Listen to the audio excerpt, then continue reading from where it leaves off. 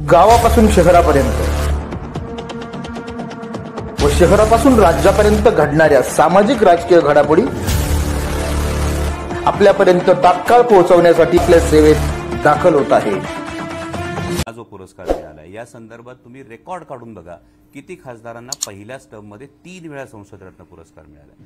मला असं वाटतं या ही सगळी आकडेवारी जास्त बोलकी आहे।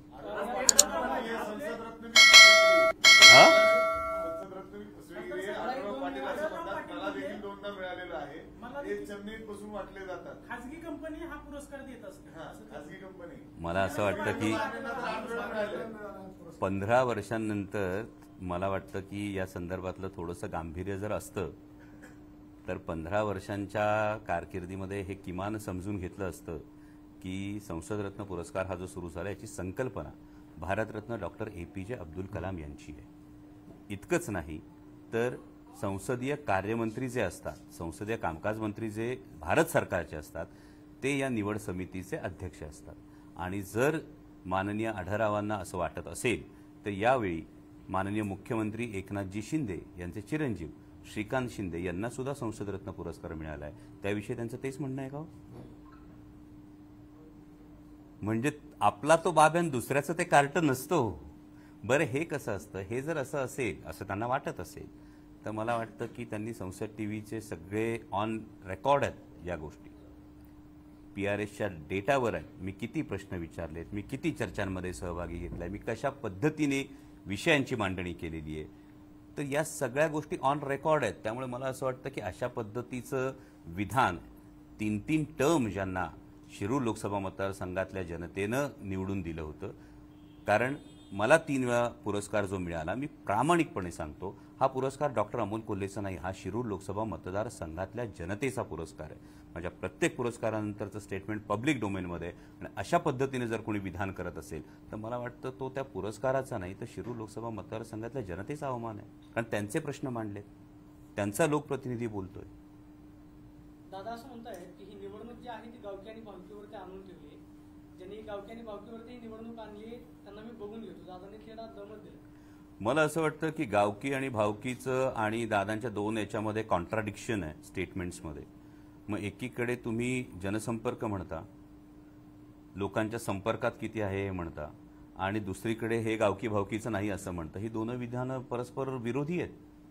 मग हेच जर असेल तर कदाचित दादा या गोष्टी विसरले असतील की जेव्हा जेव्हा अवकाळीचा फटका बसला तेव्हा तेव्हा दादांबरोबर या संपूर्ण दौऱ्यामध्ये कोण होतं निसर्ग चक्रीवादळाच्या? तुमच्या पब्लिक डोमेनमध्ये तुमच्या रेकॉर्डवर आहेत सगळ्या या गोष्टी। कोरोनाच्या काळामध्ये ज्या सगळ्या बैठका व्हायच्या या सगळ्या बैठकांना दादांच्या उजव्या बाजूला कोण बसलेलं असायचं? तुम्ही सगळ्यांनी पाहिलेलं आहे। बरं हे सगळं होत असताना कोविडच्या काळामध्ये मी दादांचं मनापासून आभार मानेन की त्याने आवर्जून सांगितलं की ही निवडणूक देशाचं धोरण ठरवण्यासाठी लोकसभेच्या दृष्टीने, लोकसभेचं काम हे देशाचं धोरण ठरवणं आहे। मग फॅबीफ्लू नावाची गोळी जी 105 रुपयाला आली तिचं 40 रुपयांनी किंमत कमी करणारा खासदार मी आहे, तर दादांनी शाबासकी दिली पाहिजे। कारण जी गोळी 105 रुपयाला आली ती 40 रुपयाला आली। जेव्हा केंद्र सरकारचं कोविडच्या लसीच्या बाबतीमध्ये धोरण ठरलं नव्हतं तेव्हा सिरम इन्स्टिट्यूटच्या माध्यमातून 5 लाख नागरिकांचं लसीकरण करणारा मतदारसंघ शिरूर लोकसभा मतदारसंघ आहे। इतकंच नाही तर जेवढे डॉक्टर्स आहेत, DCHC असतील, कोविड सेंटर होती, DCHC होती आणि DHC होती, यातल्या किती DCHCला हे MD मेडिसिन डॉक्टर प्रत्येक वेळी उपलब्ध होते। ऑपरेशनल जे डॉक्टर होते, जे ऑन फील्ड डॉक्टर्स होते, हे खूप जास्त BHMS BAMS डॉक्टर्स होते। यांच्यासाठी व्हेंटिलेटर मॅनेजमेंटपासून ते स्टँडर्ड ट्रीटमेंट गाईडलाईन्स कशा पद्धतीने अंमलात आणायच्या या सगळ्याच्या ऑनलाईन सेमिनार्स कोणी अटेंड करायला लावले, कोणी कंडक्ट केले, याची जर सगळी माहिती घेतली तर मला वाटतं कोरोना काळातल्या एकूण कामाबद्दल ही नक्कीच मला वाटतं पॉलिसी मेकिंगच्या दृष्टीने ही शाबासकी असली पाहिजे।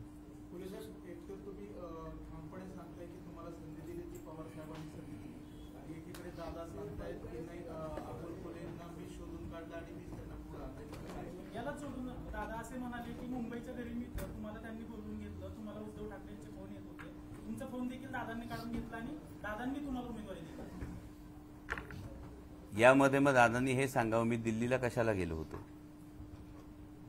आणि मी प्रामाणिकपणे जेव्हा सांगतो ही पवार साहेबांनी ही दिलेली उमेदवारी शिरूर लोकसभा मतदारसंघामध्ये माझ्या मायबाप जनतेनं पवार साहेबांचा उमेदवार म्हणून मला आशीर्वाद दिलाय. आजही आदरणीय शरदचंद्रजी पवार साहेबांचं आमच्या एकूणच सगळ्या पुणे जिल्ह्यासाठी असणारं, महाराष्ट्रासाठी असणारं योगदान हे प्रत्येक जण जाणतोय.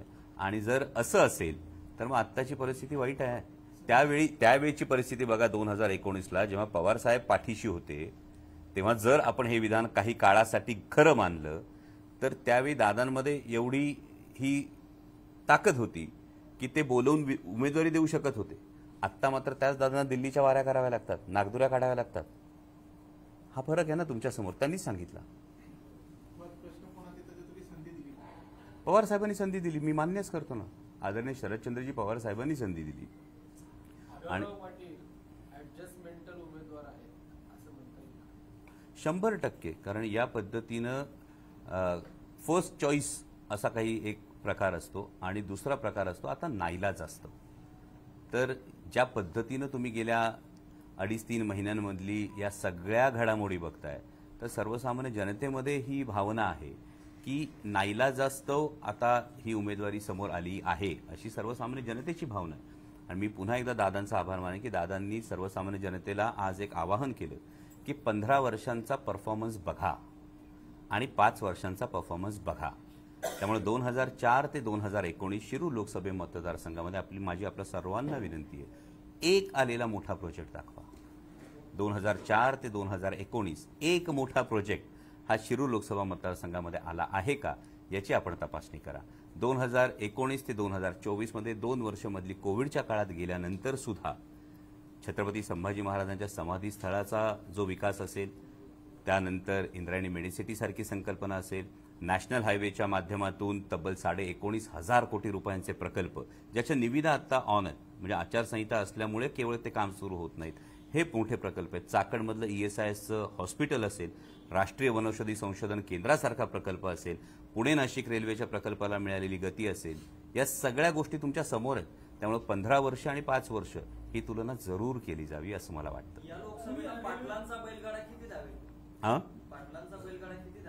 बैलगाड्या संदर्भात माझे बैलगाडा मालक, बैलगाडा शौकीन हे सगळे हुशार आहेत. त्यांनी जो एक अव्याहतपणे लढा दिला, या लढ्याला संसदेमध्ये कोणी योग्य प्रकारे वाचा फोडली आणि कोणाच्या कार्यकाळामध्ये बैलगाडा सुरू झाला हे सुद्धा सगळ्यांना ठाऊक आहे.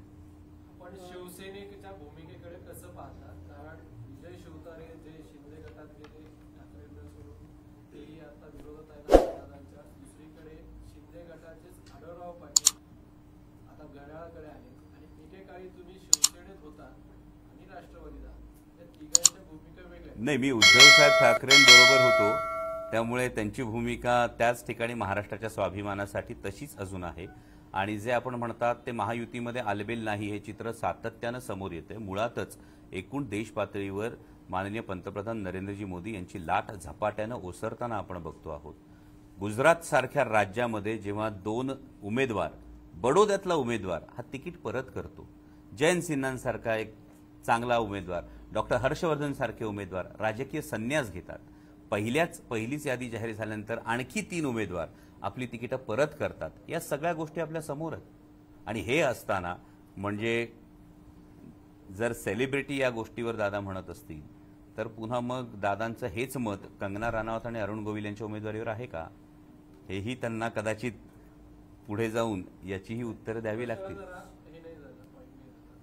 नाही, शिवसेनेच्या बाबतीमध्ये तुम्ही जर बघत असाल तर ही केवळ शिवसेनेची नाही, ही भारतीय जनता पक्षाच्या सगळ्याच मित्रपक्षांची ही परिस्थिती आहे. मी महायुतीविषयीच भाष्य करतोय की महायुतीमध्ये ज्या पद्धतीनं सुरुवातीला कॉन्फिडन्स दाखवण्यात आला ही पायाखालची वाळू सरकताना आपल्याला दिसते आहे. ज्या पद्धतीनं विरोधकांना टार्गेट केलं जात आहे, म्हणजे झारखंडमध्ये हेमंत सोरेन यांना अटक केली जाते, दिल्लीमध्ये अरविंद केजरीवाल यांना अटक केली जाते आणि एकीकडे महाराष्ट्रामध्ये जी काही स्वप्न त्यांच्या कार्यकर्त्यांचं मनोधैर्य वाढवण्यासाठी दाखवली जातात, हे असताना शिवसेना फोडून रिझल्ट मिळत नाही म्हणून राष्ट्रवादी फोडून झाली, त्यानेही रिझल्ट मिळत नाही म्हणून महाराष्ट्र नवनिर्माण सेनेबरोबर बैठक झाली, त्यानेही रिझल्ट मिळत नाही म्हणून रासपला सुद्धा सोबत घेतलं जातं.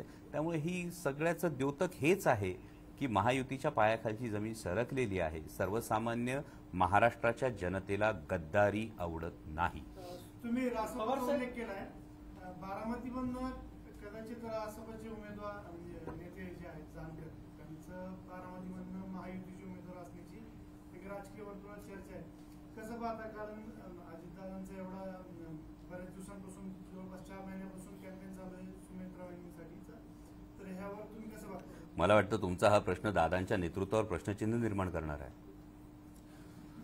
म्हणजे शिरूरमध्ये उमेदवार आयात करावा लागला आणि बारामतीमध्येही उमेदवार आयात करावा लागला, तर जिल्ह्याचं नेतृत्व एवढी वर्ष करणाऱ्या नेतृत्वावर तुम्ही प्रश्नचिन्ह उपस्थित करताय.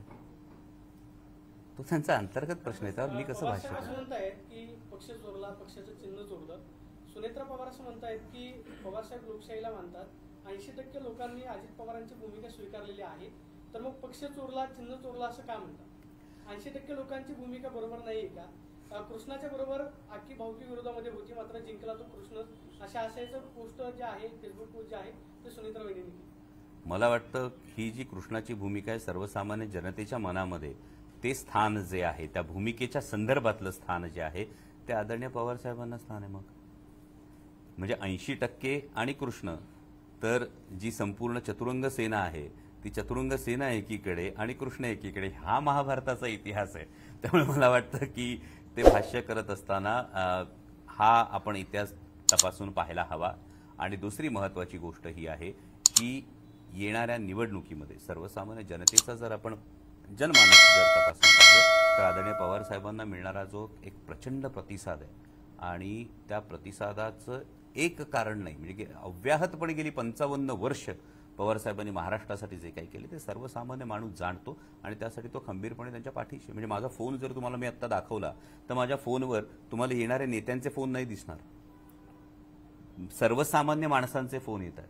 का तर सर्वसामान्य जनतेने ही निवडणूक हाती घेतलेली आहे, सर्वसामान्य जनतेने हे ठरवलेलं आहे. कारण महाराष्ट्राचा हा इतिहास आहे. मला तुम्ही दाखवा ना महाराष्ट्रामध्ये गद्दारी केलेल्या एखाद्या इतिहासातल्या एखाद्या माणसाचं नाव हे गौरवाने घेतलं जातं, असं एक उदाहरण आपण दाखवा मला महाराष्ट्रातलं. महाराष्ट्र हा स्वाभिमानासाठी उभा राहतो, महाराष्ट्र हा स्वाभिमानानं संघर्ष करणाऱ्यांच्या पाठीशी ठामपणे उभा राहतो.